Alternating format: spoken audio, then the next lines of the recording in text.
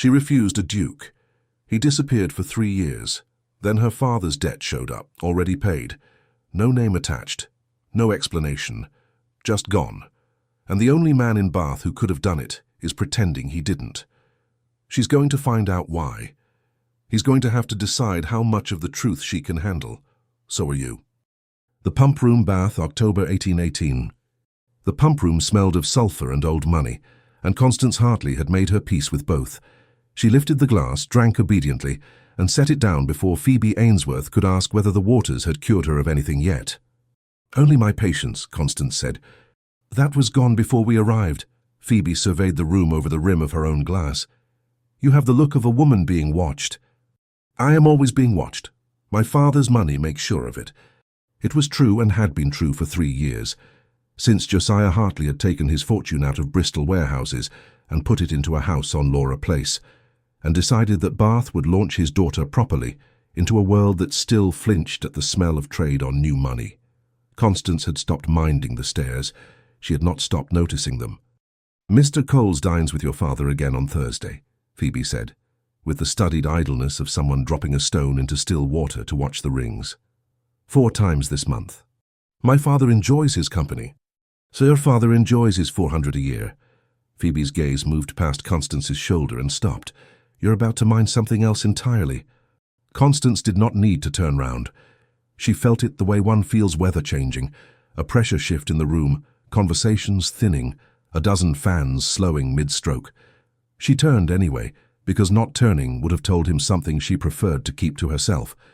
Gideon Marlowe, Duke of Alderleigh, crossed the pump room the way he did everything, as though it cost him nothing, which she happened to know was a lie. "Miss Hartley," he bowed precisely as much as manners required and not a fraction more. "You are looking well." "You sound surprised." "I am relieved. Bath air does not agree with everyone." A pause waited. "You once told me you would rather live out your days unmarried in a garret than endure a single season here." "I have revised my opinion of garrets." Something moved at the corner of his mouth. Not quite a smile, the ghost of the argument they used to have for sport, before it had stopped being sport. Phoebe watched them both with open interest and said nothing, which from Phoebe was its own kind of commentary. "And your father?" Gideon asked. "Is he well?" "Perfectly." The word came out faster than she intended. He held her eyes a moment too long, as though he might ask again differently. Then a gentleman at his elbow murmured something about a subscription list, and Gideon reached into his coat, not for a card case, but for a small notebook bound in worn brown leather, and wrote a line in it without looking down. Constance's stomach dropped the way it had dropped 3 years ago, in a drawing room in Bristol, when she had glimpsed that same notebook open on a side table. "Miss Hartley, Miss Ainsworth." Another bow and he was gone, back into the crowd that parted for him, the way crowds always did. Phoebe waited until he was out of earshot. "You went white." "I did not." "You went the particular white you go when you're pretending very hard not to feel something."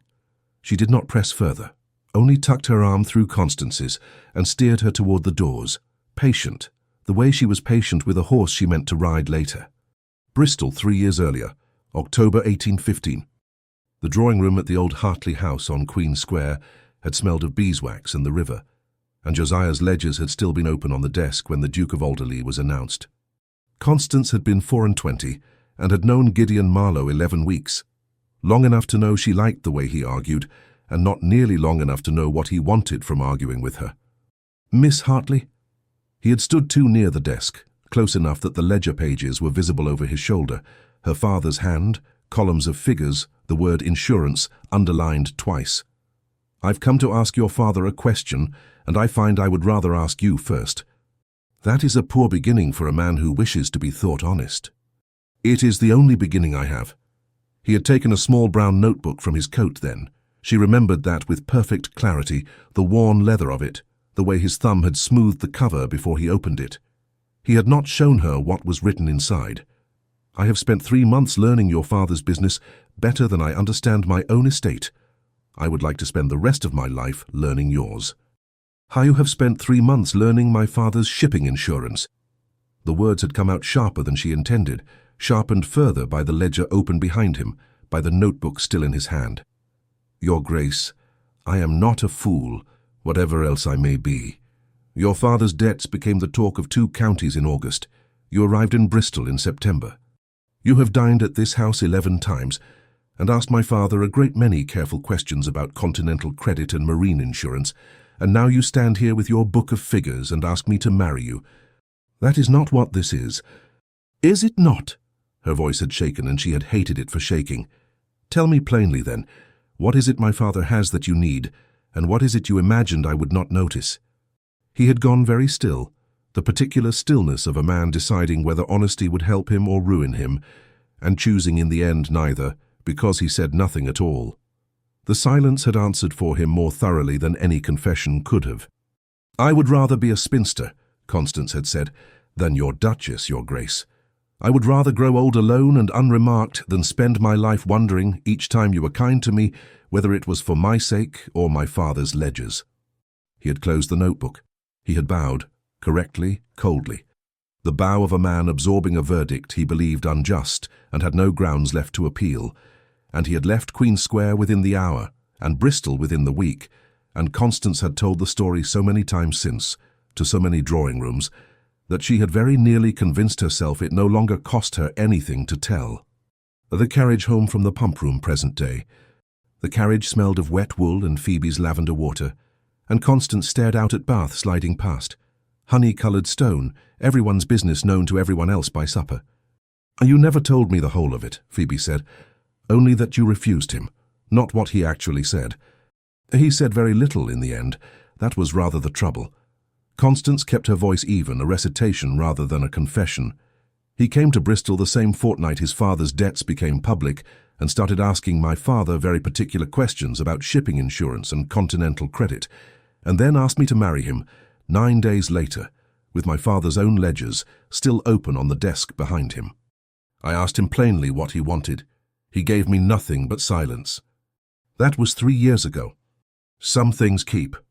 Phoebe considered this with the air of a woman deciding whether to press further, and decided to. He asked after your father's health, once, as though once was already more than you were going to answer. My father is fine. Is he? Phoebe's eyes were kind and entirely unconvinced.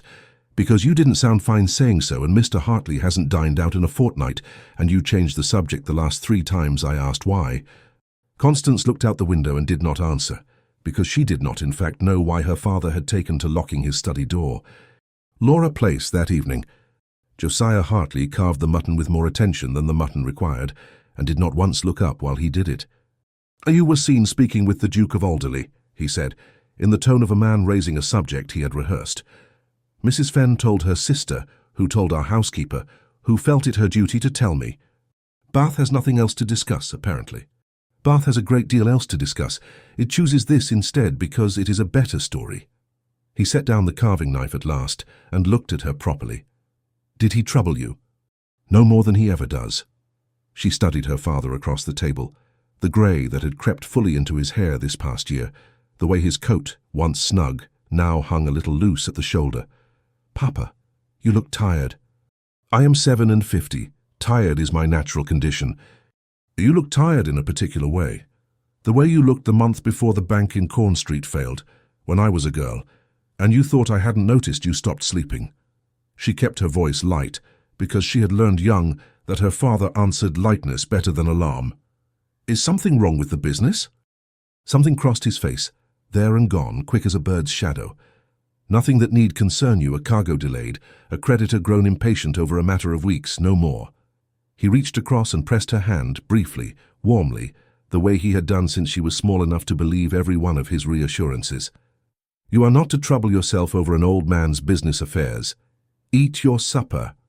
She ate her supper and did not believe him, and said nothing further, because she had also learned young that pressing her father past a certain point only taught him to hide things more carefully.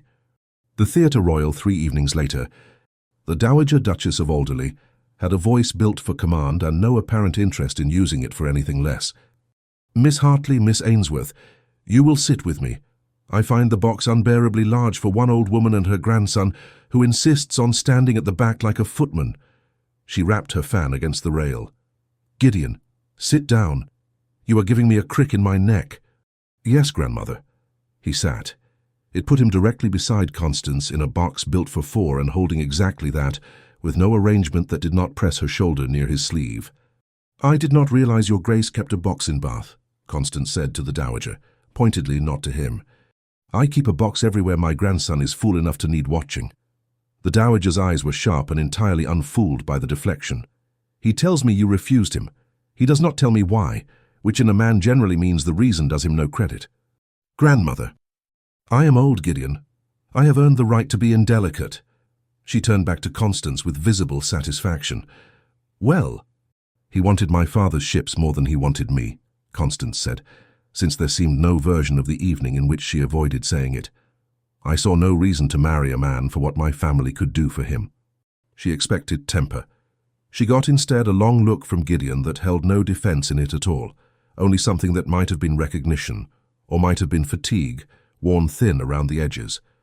"That is a reasonable objection," he said quietly. "I did not make it easy to believe otherwise." The candor of it startled her more than an argument would have. Before she could answer, the curtain rose and the Dowager settled back with the satisfied air of a woman who had planted something and intended to watch it grow. Through the first act, Constance was aware of him the way one is aware of a held breath, his sleeve a half-inch from hers, his attention divided between the stage and, she suspected, her. When the players paused for a change of scene, he leaned fractionally closer. "You used to laugh at tragedies in the wrong places," he said. "Is that still true?" "I laugh at people who take dying speeches seriously. That is not the same thing." "No," the corner of his mouth moved. "It never was."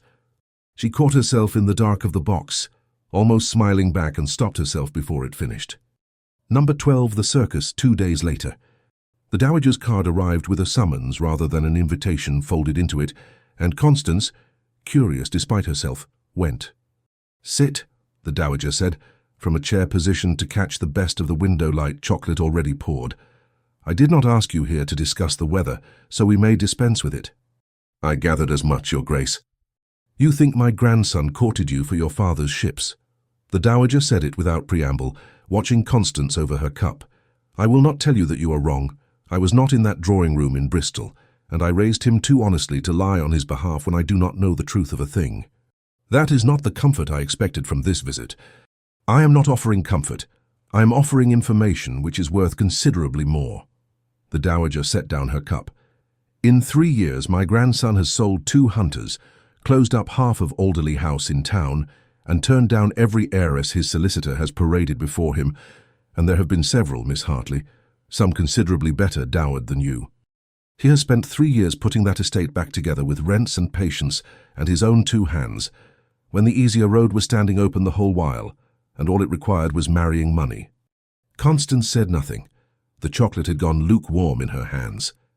"I do not tell you this to persuade you of anything," the Dowager went on. "I tell you because you are a sensible woman deciding a question on evidence 3 years old, and I think you would want the newer evidence if you knew it existed." She smiled, thin and sharp. "What you do with it is your own affair. I am too old to arrange marriages. I've taken instead to arranging chocolate." The Royal Crescent the following afternoon.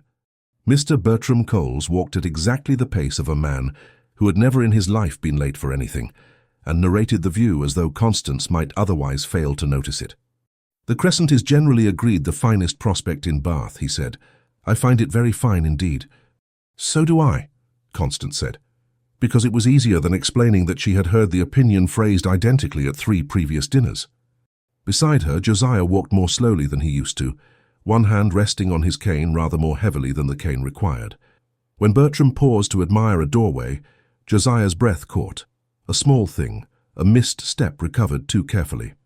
"Papa?" The damp air, nothing more. He straightened and smiled at her in the way he had always smiled at her, since she was small enough to believe every one of his reassurances. They were nearly to the end of the walk when Gideon appeared from the opposite direction alone, and there was no polite way for 4 people converging on a public promenade not to stop and speak. Mr. Hartley. Gideon's bow to her father was correct, and his eyes, resting on Josiah a beat longer than courtesy required, were not. "You are not looking quite yourself, sir." "I am perfectly well, Your Grace." Josiah's tone had an edge Constance rarely heard him use with anyone above his own rank. "Merely tired. Business does not keep gentlemen's hours." "No," Gideon agreed, "it rarely does." The 2 men regarded each other for a moment, that carried more freight than the words in it. Josiah's pride bristling at being looked at too closely, Gideon's concern not quite masked by manners. Constance watched and did not understand what passed between them, and liked that even less than understanding would have. A servant in Hartley livery came jogging up the pavement then, out of breath, with a letter held out before him like something that might bite. "Beg pardon, sir, come urgent," they said. Josiah took the letter, and Constance watched the colour leave her father's face as he read the direction on it. No more than a name and an address, and yet enough to undo him, standing in the street. "Business," he said again, folding it away too quickly. "If you'll excuse me." He was gone down the crescent at a pace that cost him, leaving Bertram mildly bewildered, and Gideon watching after him with an expression Constance could not name and did not have time to study, because Gideon turned it on her next. "Miss Hartley." "Good day, Your Grace." She took Bertram's arm and left before either man could say more. Laura Place that same evening. Phoebe found her in the small parlour, staring at nothing, and required no invitation to sit down opposite and demand an account. "He has had 4 letters this fortnight that turn his face grey," Constance said, "and this afternoon a 5th, delivered by a man who ran the length of the crescent to bring it. And when I ask, he tells me it is nothing, in the exact voice he used when I was 9, and our old house nearly went under." "And the Duke?" Looked at my father as though he already knew what was in it. Constance pressed her hands together in her lap. "I don't know which frightens me more, that something is badly wrong, or that Gideon Marlowe appears to know it before I do." "Perhaps," Phoebe said gently, "those are not 2 separate frightening things." Constance did not answer that, because she had already had the same thought and did not yet know what to do with it. A card party at the Assembly Rooms 4 nights later. The set formed before Constance had quite decided whether to dance, and she found herself facing Gideon across 2 lines of couples with no graceful means of retreat. "You could have declined," he said as the music began. "You could have asked someone else." "I didn't want to ask someone else." The figures of the dance drew them together, hand to hand, and apart again before she could answer that. When they came back, he said, low, "I've thought about that evening, in your father's drawing room." "So have I." The dance parted them again. 3 turns, a change of partners down the line, and she danced with a stranger's careful hands, and thought of nothing but the next moment she would be facing Gideon once more. When they returned to each other, "I asked the wrong questions before I asked you the right one," he said. "I know that now. I didn't then." The dance did not allow for more. It pulled her away again into the pattern, and by the time it returned her to him the moment had passed, and neither of them tried to recover it. But her hand, where his had held it, felt marked in a way she resented and could not undo by wishing. She danced 2 more sets that evening, with 2 perfectly pleasant partners, whose names she forgot within the hour, and went home turning over 11 words like a coin she could not decide whether to spend. Laura Place past midnight. Constance found her father's study door unlocked for once, and her father inside it, not working but sitting very still before an unlit fire with a letter open on his knee. "Papa." He startled, and folded the letter with hands that were not quite steady. "You should be abed." "So should you." She crossed the room and sat opposite him, uninvited, the way she had sat opposite him since she was a girl demanding to be told things. "What is that letter?" "Nothing that concerns you." "Everything that concerns you concerns me. You have not dined properly in a fortnight, you flinch when the post arrives, and tonight you are sitting alone in the dark, holding a letter as though it might strike you." Her voice shook on the last words, more than she intended. "Tell me." Josiah looked at his daughter for a long moment, and something in him, the last of the pretending, seemed to give way at once. "I backed a venture," he said, 2 years ago. A new ship, cargo enough to double what we'd made in a decade if it came home safe. I put more into it than I should have. I told myself it was prudent. The Osprey. Lost off the Portuguese coast in a February storm. 8 months past now, with half my capital aboard her and none of it insured to its worth, because I'd trimmed the premiums to fund the venture further. He said it flatly, a man reciting his own ruin to make it hold still. I borrowed to cover what I owed my other creditors from a man named Simeon Locke.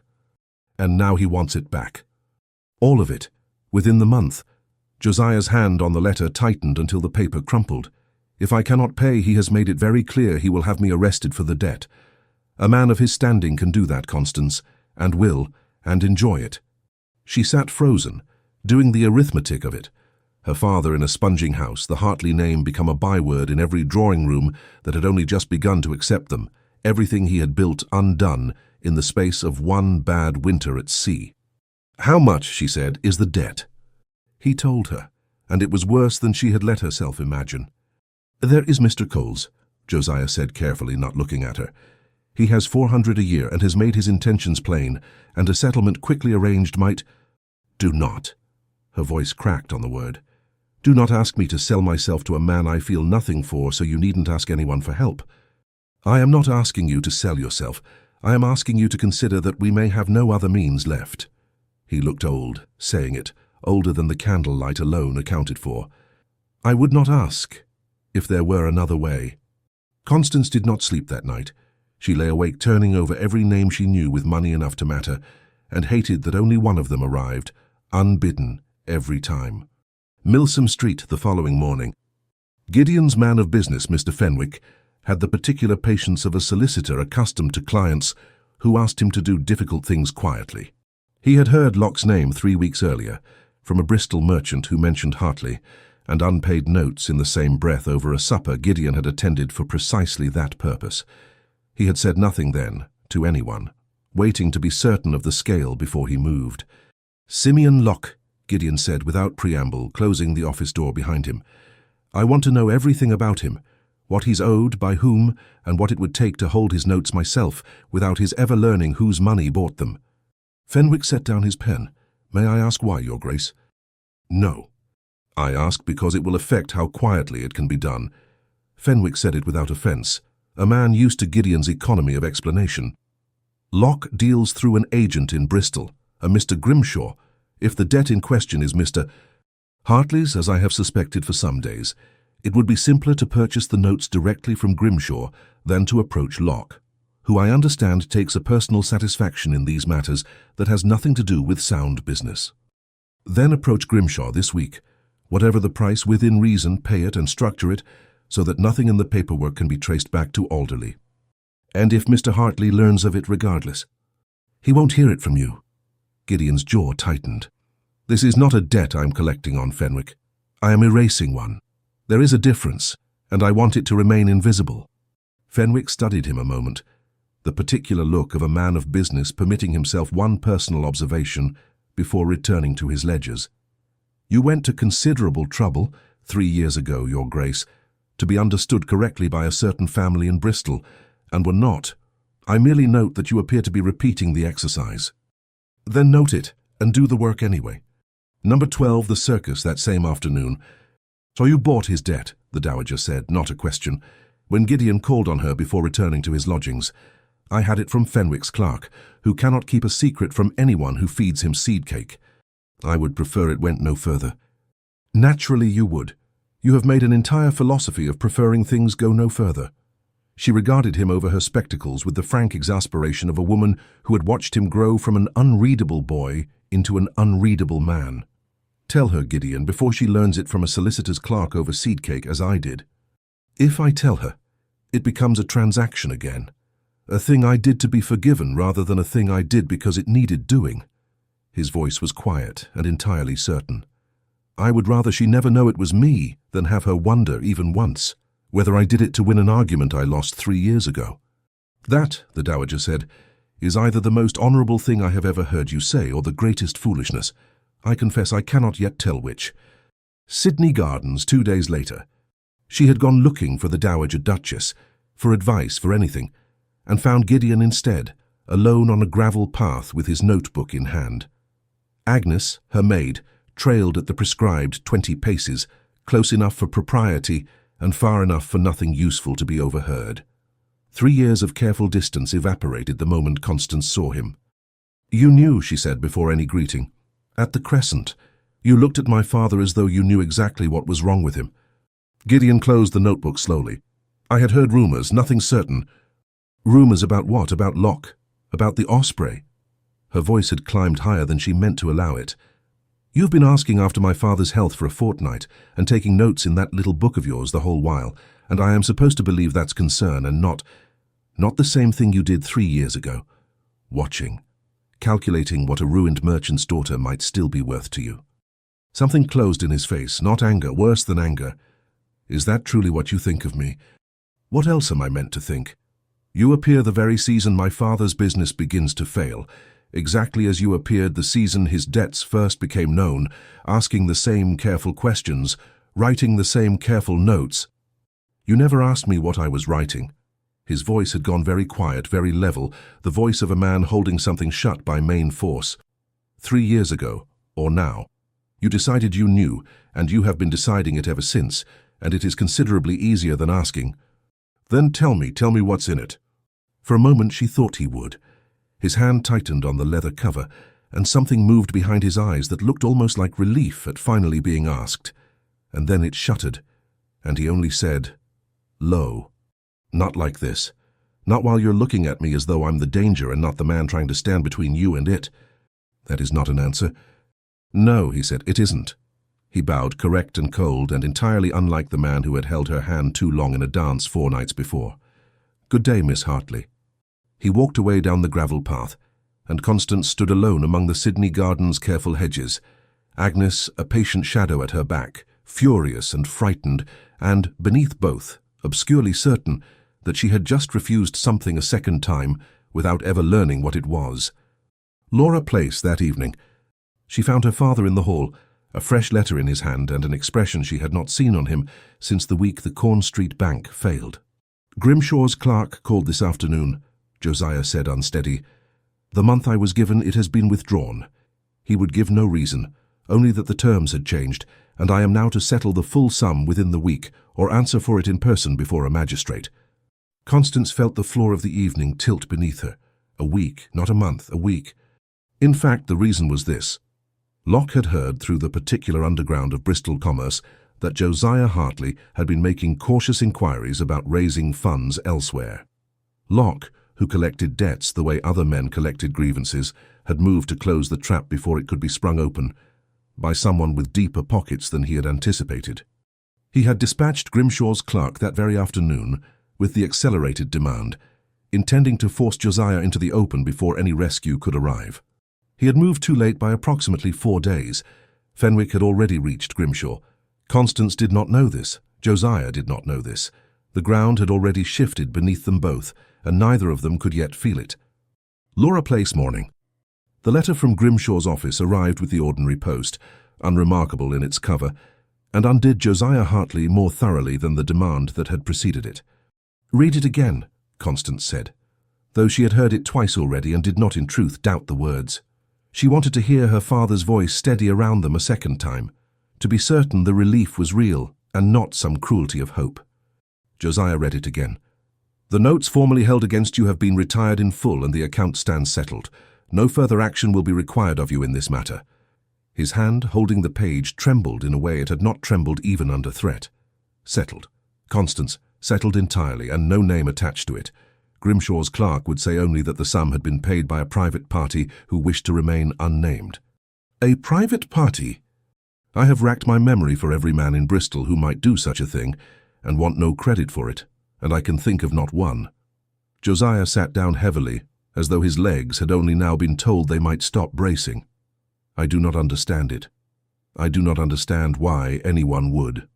Constance understood, or rather she had begun to suspect with a certainty that frightened her more than the debt itself had done, because a suspicion that costly, if wrong, would make a fool of her twice over. She said nothing of it to her father. She took her bonnet instead, and told him she was walking to Milsom Street for ribbons she did not need, and went instead to find the one household in Bath most likely to know the truth, and least likely to have been told to keep it from her. Number 12, the circus. The Dowager Duchess received her without surprise, which was itself an answer. "You've come about the debt," she said, before Constance had finished removing her gloves. "I've come because I no longer believe in private parties who settle a stranger's ruin and ask for nothing." Constance sat because her legs had grown suddenly unreliable and looked the old woman full in the face. Was it him? The Dowager considered her for a long moment, not unkindly, but with the frank assessment of a woman deciding how much a person could be trusted with the truth before it broke something in them. "I made him a promise 3 days ago that I would not tell you," she said at last. "I find sitting here now that I have grown too old and too impatient to keep promises that serve no one's happiness, including my own. Yes, it was him. Every shilling of it, purchased through his solicitor from a man called Grimshaw, structured so carefully that not even Locke himself knows whose money ended his claim."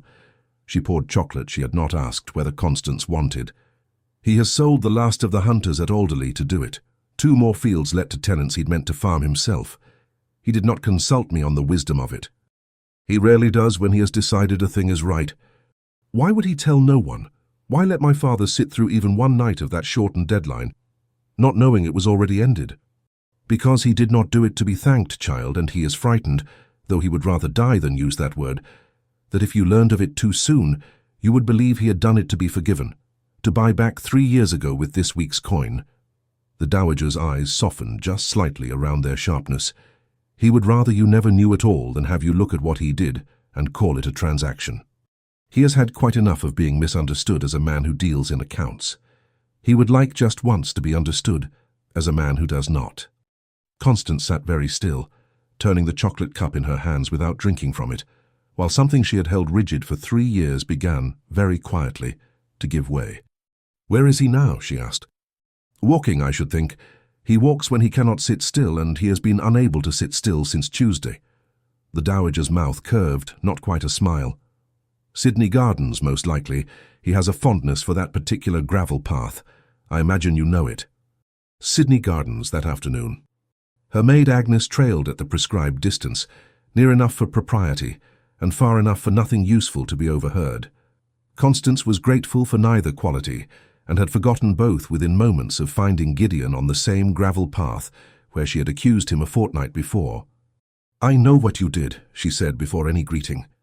Gideon's face changed, not surprise precisely, but the particular stillness of a man found out in the one act he most wished to keep hidden.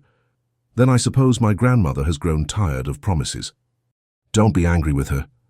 "I'm not." He looked down at the gravel, then back at her, and there was nothing shuttered in his face now, none of the cold correctness of their last exchange in this same garden. "I am only sorry you learned it from her, and not from nothing. I had rather hoped you would never learn it from anyone." "Why?" The question came out rawer than she intended. "You could have told me, you could have come to me last night, when my father sat up believing he had days left and no means to answer for it, and said, 'It is already over.' Instead, you let him spend that night in the worst of it when the worst was already past. Why would you do that?" "Because gratitude is not what I wanted from you." His voice had dropped, unguarded in a way she had never once heard it. 3 years ago you asked me plainly what I wanted from your father, and I gave you silence, because the honest answer frightened me more than losing you did. I have had 3 years to think about what I should have said. I did not want to make the same mistake twice, solve your family's trouble and then stand before you with my hand out, waiting to be forgiven for it, as though your regard were a debt I could settle the same way I settled Locke's." He took a step closer. "I did not do it to be believed.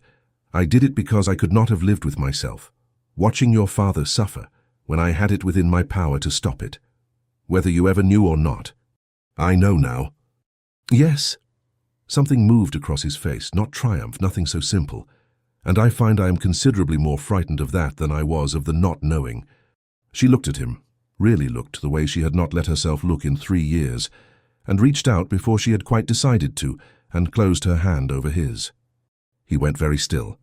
His hand beneath hers turned slowly and closed around her fingers, warm and certain, and neither of them moved to end it. "I am not yet ready to say I was wrong 3 years ago," she said quietly. "I am willing to say I might have been." "That," Gideon said, and there was real warmth in it now, unmistakable, "is more than I have had from you in 3 years. I find I can live a good while on considerably less." They walked the length of the gravel path together after that, not speaking of debts or fathers or Bristol, his hand still loosely closed around hers. Agnes walked 30 yards behind them and studied the hedgerows with diplomatic intensity. Milsom Street 2 days later. Phoebe found her outside the linen draper's with a parcel under one arm, and an expression Phoebe had not seen on her friend in longer than either of them cared to count. "You have the look," Phoebe said, "of a woman who has stopped fighting something." I have had rather a great deal happen since Tuesday.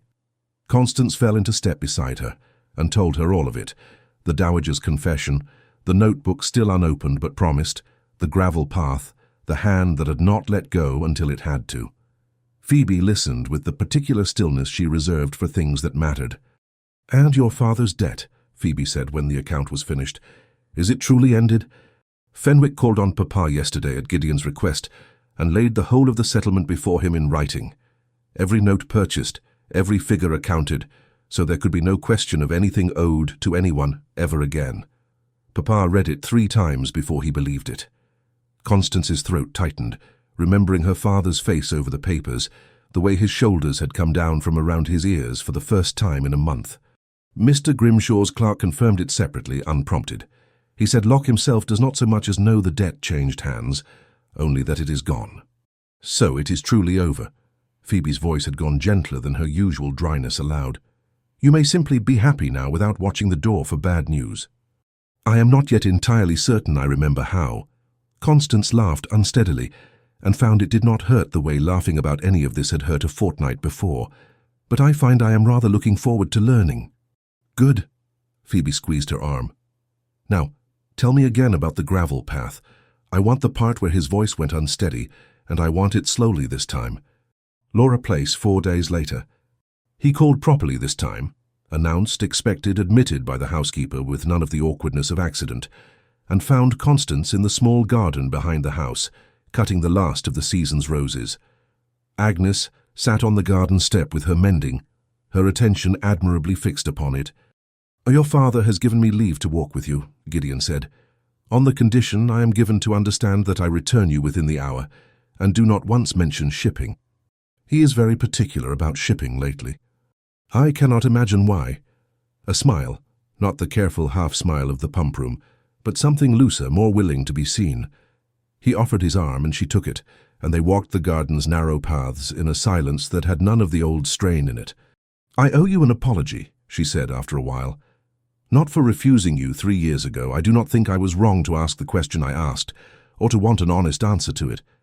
But for deciding this fortnight that your silence about my father meant the same thing as your silence in Bristol. It didn't. I knew that somewhere, and accused you regardless, because it was easier than sitting with not knowing what else it might mean. I gave you every reason to expect the worst of me 3 years running. I can hardly fault you for expecting it once more." He stopped walking and turned to face her properly, and his hand came up, slowly, giving her every opportunity to step back, to brush a strand of hair from her face that the wind had loosened. His fingers against her cheek were warm and careful. "I do not want to be forgiven for a debt I never owed you, Constance. I would only ask, if you find in time that you can trust what I am rather than what I once failed to explain, that you tell me. I find I have grown tired of guessing." She did not step back from his hand.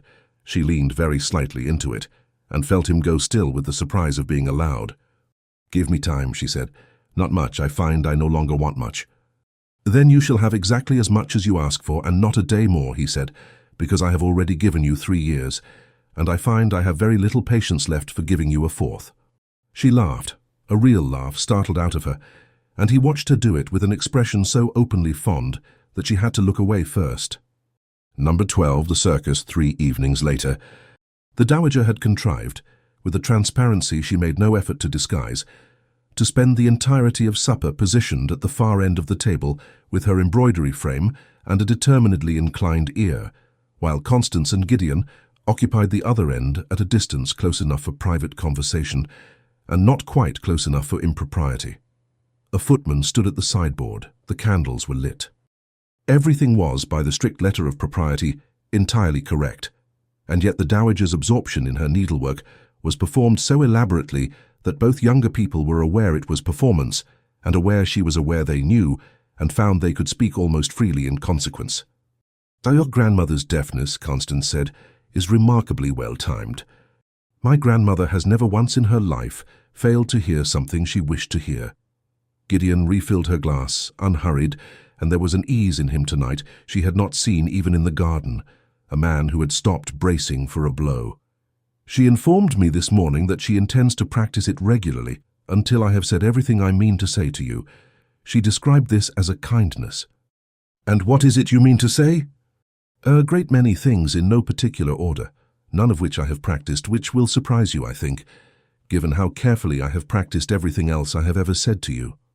He set down the decanter and looked at her fully, the candlelight doing nothing to soften the honesty in his face.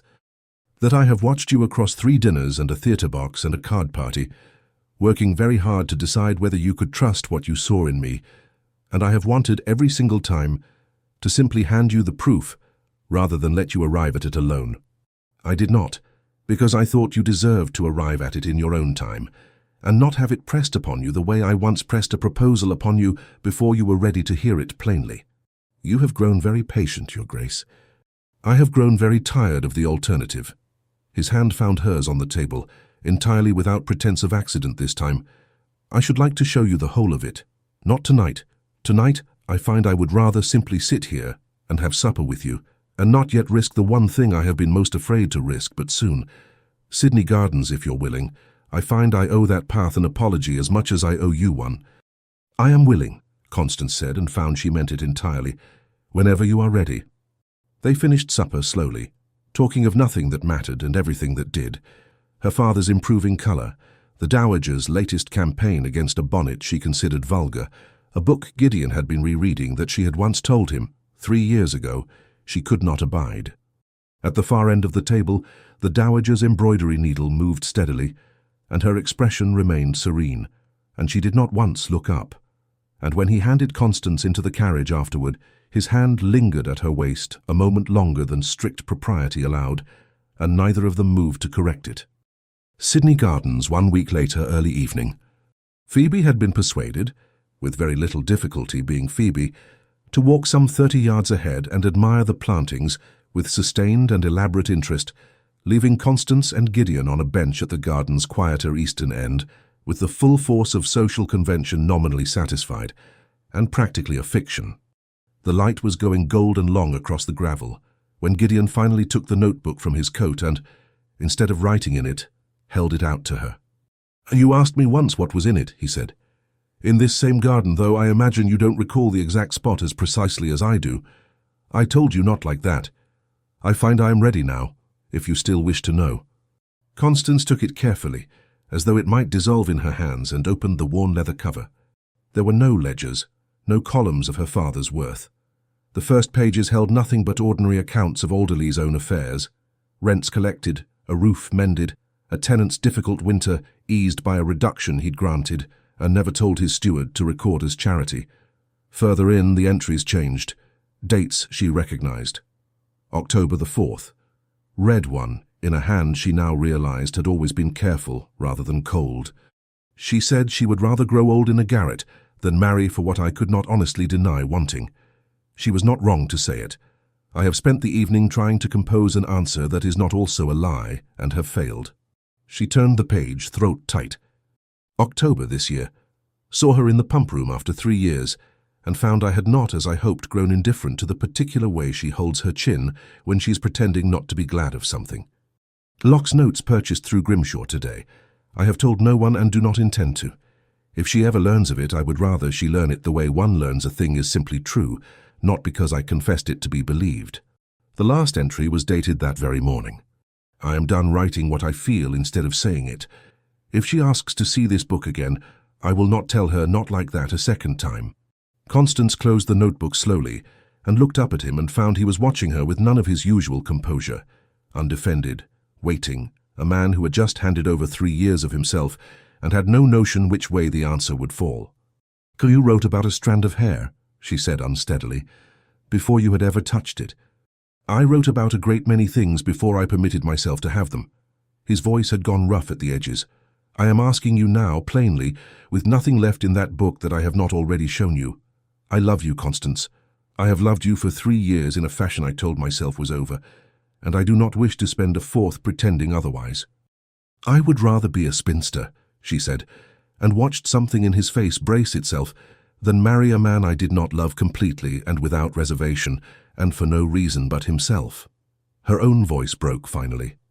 "I am no longer that woman, Gideon. I have not been, I think, for rather longer than I have been willing to admit." He crossed the small distance between them before she had finished speaking, and his hand came up to cradle her jaw, and when he kissed her, it was not tentative. It was 3 years arriving all at once, her hands rising to fist in the lapels of his coat, his other arm drawing her fully against him. She kissed him back without reservation, without the old caution, and the notebook slipped from her fingers onto the gravel path, and neither of them so much as glanced down at it. When they finally broke apart, breathless, his forehead came to rest against hers and he laughed, an unsteady, disbelieving sound she had never once heard from him in 3 years of careful correctness. 3 years, he said against her mouth, for that answer. Then you had better not waste any more time asking a second one. Constance Hartley. His hands framed her face, thumbs tracing her cheekbones. Will you marry me? Not for your father's sake, not for mine. For no reason on earth, except that I cannot conceive of a future that does not have you in the whole of it. Yes, she said, and kissed him again to prove she meant it. Yes, Gideon, 1,000 times, yes. 30 yards away, Phoebe Ainsworth continued to admire a perfectly ordinary laurel hedge, with the focused attention of a woman who had seen nothing and intended to remember everything. Laura Place, that same night. She found her father still awake, a lamp burning low in the study that had held so much of her fear this past month. You have the look of a woman with news, Josiah said. He asked me to marry him. Tonight in Sydney Gardens, I said yes. I wanted you to hear it from me before it becomes the whole of Bath's business by morning. Josiah set down his pen slowly. For a moment he said nothing at all, and she watched something move across his face that she recognized, after a heartbeat, as the particular relief of a man laying down a burden he had carried so long he had nearly forgotten its weight.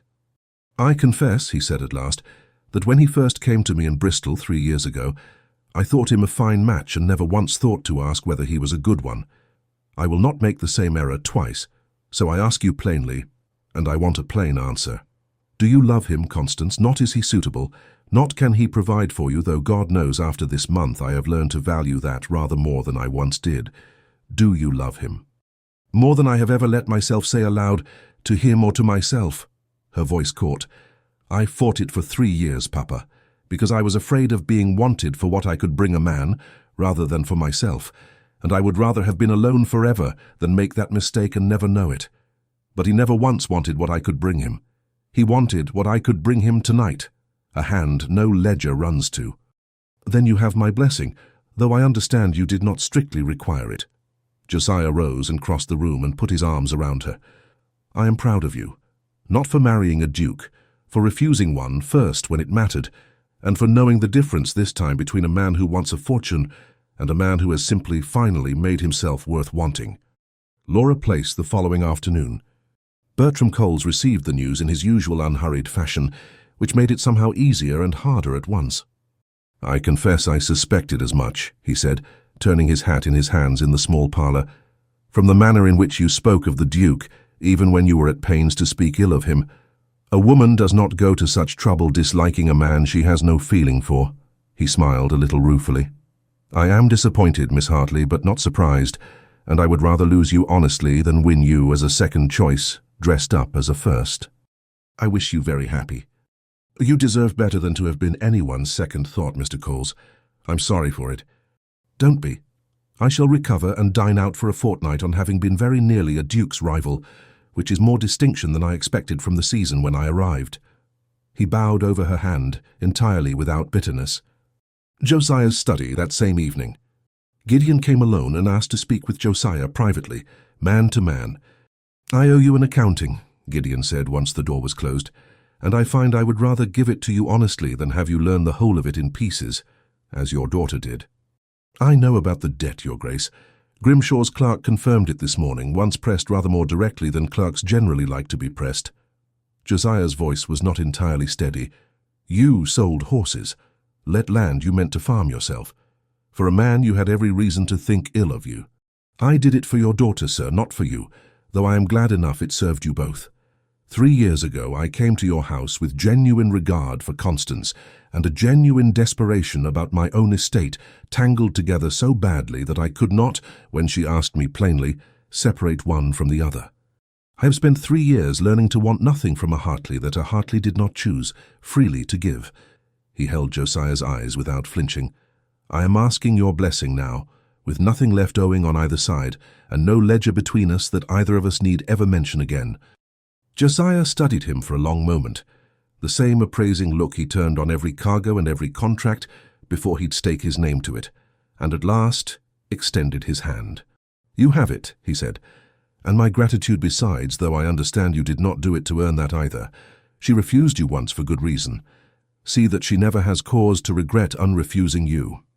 "I intend to spend the rest of my life making certain of exactly that, sir." Laura Place, the wedding morning. Phoebe arrived before the household had properly finished dressing anyone, and took one look at Constance, standing before the glass in her shift, hairpins scattered across the dressing table, and laughed outright. "You look terrified." "I am not terrified. I am, considering the size of the undertaking." "You are terrified, and it is entirely reasonable." Phoebe took up the hairbrush and began, with the ease of long practice, to work through the tangle Constance's own nervous fingers had made worse. "You are marrying a man who bought your father's freedom in silence, and nearly broke his own heart keeping the secret. I do not think there is anything left to be frightened of, except perhaps how happy you are about to be, which I grant is a stranger thing to fear than most." "When you say it like that, it sounds almost sensible." "It is entirely sensible. You have simply spent 3 years training yourself to distrust the sensible things you wanted." Phoebe met her eyes in the mirror, gentler now. "He is not going to change his mind at the altar, Constance. He has had 3 years and a fortune's worth of chances to change it, and used every one of them instead to prove he wouldn't. I do love him. Rather absurdly, if I am honest. I did not expect after everything to feel quite this unguarded about anything." "I know." Phoebe set down the brush and began deftly to pin the first of the flowers into place. "It suits you considerably better than the guarded version did. Now hold still, or you shall arrive at that altar looking as though you dressed in a moving carriage, and give the Dowager Duchess something new to comment upon." Bath Abbey, 6 weeks later. The Abbey was full, fuller than it had been for any wedding in a decade. Half of Bath having turned out to see the woman who had once refused a duke stand up at last to marry him. Constance walked the length of the nave on her father's arm, past faces she had spent 3 years half convincing herself did not matter to her, and found Gideon at the altar watching her come with an expression that held nothing back at all, no careful correctness, no composure kept in reserve. Josiah placed her hand in Gideon's with a look that carried its own quiet blessing, and stepped back, and the ceremony that followed passed for Constance in a warm blur of vows spoken steadily, and a ring that fit as though it had been waiting 3 years for the occasion, which, as it happened, it had. When the clergyman pronounced them man and wife, Gideon did not wait for permission to kiss his bride, and the Abbey broke into an applause that the Dowager Duchess led herself quite without shame. Laura placed the wedding breakfast. The Dowager rose for the toast before anyone else could claim it, which surprised no one who had spent longer than an afternoon in her company. "I have known my grandson since he was a boy, who cried over a broken clock because he could not bear that something so precisely made should fail," she said, glass raised, surveying the crowded room with evident satisfaction. "He has spent the whole of his adult life since trying to make certain nothing under his care should ever fail again. I confess I worried for rather longer than I like to admit that he had decided love was simply one more thing to be managed correctly, rather than felt recklessly." She turned to Constance, and her sharp old eyes were, for once, entirely unguarded. "Her Grace taught him otherwise at some cost to them both, and I like her a great deal for having had the courage to make him wait until he understood the difference." To Gideon and Constance. "May they never again mistake one for the other." Josiah spoke next, briefer, his voice not quite steady. "I built a fortune on knowing precisely what a thing was worth before I risked it. I very nearly cost my daughter her happiness, insisting she do the same with her heart. I am glad, past any accounting I know how to make, that she did not listen to me." He raised his glass. "To my daughter, who was right to refuse a duke, and righter still to unrefuse one, once he had earned it properly." Bertram Coles, seated near the back with a lady Constance did not recognize on his arm. A Miss Fairweather, newly arrived in Bath, and by his account considerably more amused by his narrations of fine prospects than Constance had ever managed to be, raised his glass along with the rest, and caught her eye across the room with a smile that held no rancour in it at all. Alderleigh, 6 years later. The notebook had a new cover now, the old brown leather retired to a drawer, replaced by one Constance had given him their first Christmas as husband and wife, though he still carried it everywhere, out of habit as much as anything. Outside the tall windows, the estate ran green and prosperous to the tree line. Fields let sensibly, tenants secure, a fortune rebuilt by patience rather than by any merchant's connections after all, exactly as Gideon had always meant it to be. Josiah visited 3 times a year and stayed longer each time, indulging his grandchildren with a shamelessness that would have astonished the careful, anxious man he had been in that Bath study 6 years before. Phoebe had married a barrister of good sense and better humour 2 years past. Even Bertram Coles, comfortably settled with his Miss Fairweather and a son of his own, sent Christmas greetings every year with no trace of old disappointment in them. "Papa's writing again," announced their eldest, Frances, Fanny, to everyone but her grandfather, who insisted on the full dignity of the name. A dark-haired girl of 5, with her mother's exact manner of pretending indifference to things she was not indifferent to at all, peering over Gideon's shoulder in the estate's sunlit morning room. "What are you writing, Papa?" "Down accounting," Gideon said gravely, and Constance, seated by the window with their second child asleep against her shoulder, looked up at the old joke with a smile that had lost none of its warmth in 6 years of hearing it. "Of what?" their daughter demanded, "since you never let anyone read it." "Of everything I do not wish to forget." He closed the book before she could press further, and caught Constance's eye across the room, and the look that passed between them held all of it. The drawing-room in Bristol, the gravel path in Sydney Gardens, the debt paid in silence, the answer given at last in full. "Ask your mother. She is the one entry in it I have never once needed to write down twice to remember." "I would rather be a spinster than your Duchess," Constance said for old time's sake, and laughed at his mock-wounded expression, and did not, for one single moment of the 6 years since she had unsaid it, wish that she had kept her word.